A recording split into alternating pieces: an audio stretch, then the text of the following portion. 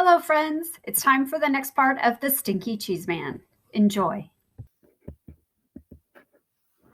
The Other Frog Prince. Once upon a time, there was a frog. One day, when he was sitting on his lily pad, he saw a beautiful princess sitting by the pond. He hopped in the water, swam over to her, and poked his head out of the weeds. "Pardon me, oh beautiful princess," he said in his most sad and pathetic voice. "I wonder if you could help me." The princess was about to jump up and run, but she felt sorry for the frog with the sad and pathetic voice. So she asked, "What can I do to help you, little frog?" "Well," said the frog, "I'm not really a frog, but a handsome prince who was turned into a frog by a wicked witch's spell, and the spell can only be broken by the kiss of a beautiful princess." The princess thought about this for a second, then lifted the frog from the pond and kissed him. "I was just kidding," said the frog. He jumped back into the pond, and the princess wiped the frog slime off her lips. The end. Little Red Running Shorts. "Okay, I've got things running smoothly now," said Jack the narrator. "And this next story is even better than the last three. See, it's about this girl who runs very fast and always wears red running shorts. That's where her name comes from. Get it? So anyway, this girl is running to her granny's house when she meets a wolf. He tricks her into taking the long way while he takes the shortcut. Now this is the good part, because Red runs so fast that she beats the wolf to Granny's house. He knocks on the door. Red answers. And guess what she says? 'My, what slow feet you have.' And that's it. The end. Is that great or what? So sit back, relax, and enjoy Little Red Running Shorts. And now, like I already said, Little Red Running Shorts." "You just told the whole story," says Little Red Running Shorts. "We're not going to tell it again." "Well, you can't say that," says Jack. "You have to start with once upon a time." "No way," says the wolf. "You blew it." "But you guys are next. Look at the title at the top of the page. Little Red Running Shorts. That's you. Let's go, wolf. We're out of here." "Wait! You can't do this. Your story is supposed to be 3 pages long. What do I do when we turn the page?" "I planted the wheat. I watered the wheat. I harvested the wheat. Now do I get to tell my story?" said the little red hen. "Say, what's going on here? Why is that page blank? Is that my page? Where is that lazy dog? Where is that lazy cat? Where is that lazy mouse? How do they expect me to tell the whole story by myself?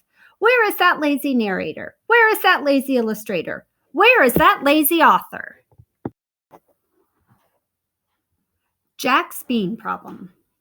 Forget that hen. Now it's time for the best story in the whole book, my story. Because once upon a time, I traded our last cow for 3 magic beans and... Hey, Giant, what are you doing down here? You're wrecking my whole story. "I don't like that story," said the giant. "You always trick me." "That's the best part," said Jack.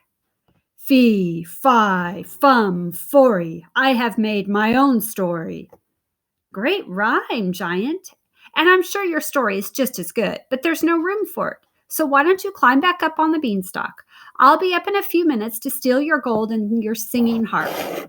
"I'll grind your bones to make my bread."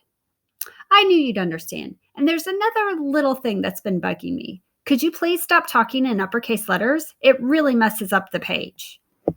"I will read my story now," said the giant. And he did. Giant Story. The end. Of the Evil Stepmother. Said, "I'll huff and snuff and give you 3 wishes." The beast changed into 7 dwarfs. Happily ever after. For a spell had been cast by a wicked witch. Once upon a time. "That's your story?" said Jack. "You've got to be kidding. That's not a fairly stupid tale. That's an incredibly stupid tale. That's an unbelievably stupid tale.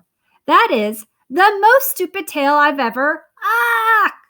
The giant grabbed Jack and dragged him to the next page.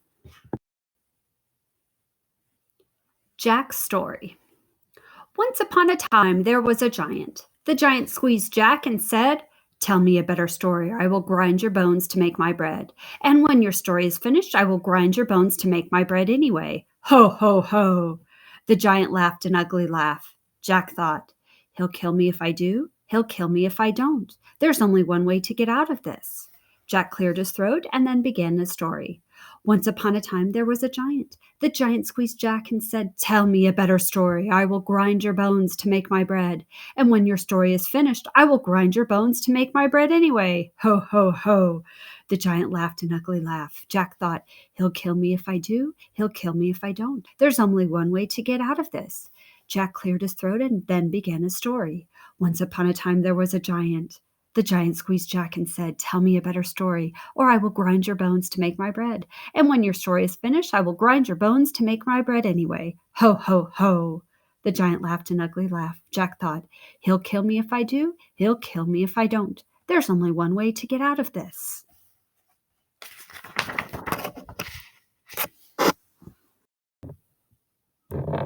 And that's the end of part 3 of The Stinky Cheese Man.